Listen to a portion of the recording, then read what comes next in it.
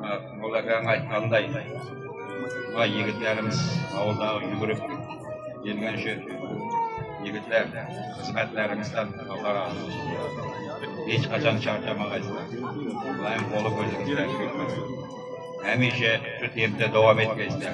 Yaşlılar, çocuklarım çocuklar duaklar. Sizden bizim duamız önemli bizim yaşıyoruz. Böyle bir cümle hükümetlerin geldilerimiz. Sizlere de kettekine rahmet. Bunlar bunu edip tebrikler. Ulayım bundan bir anda çocuklarımızda da hemişe şükürge illeşip geldi. Hiç o boy tebrikler bir kollap getiriyoruz ama sizden kollağınız güzel için bu da kette delde olar. En kette rahmet şuna Alhamca ülkemizge. Alhamca ülkemiz şunu teşkilleştirdi. Hep demine şunda göderip çıktı. Şu başında turdu, ballardı bölüklerdi bine şu dereceye giydik bu Mahtum Kul'un tarihinde birinci merte göterdüler mesele. Birinci mertenin özünde bile Allah'a şükür yeriştirdim mesela.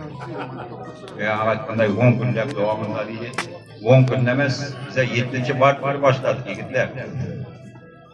Gecene gece demedi, gündüz demedi, tınmadı mesela bu adam işini koyup. Rahmetin en kettesi şunu alkam kendisi. Eğer şu hüküm başında durmakanda, bu alalmasa mıydı?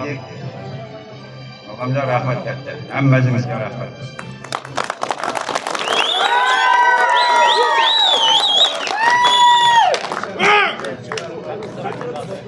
Selamünaleyküm, dostlar, kadar ablalar.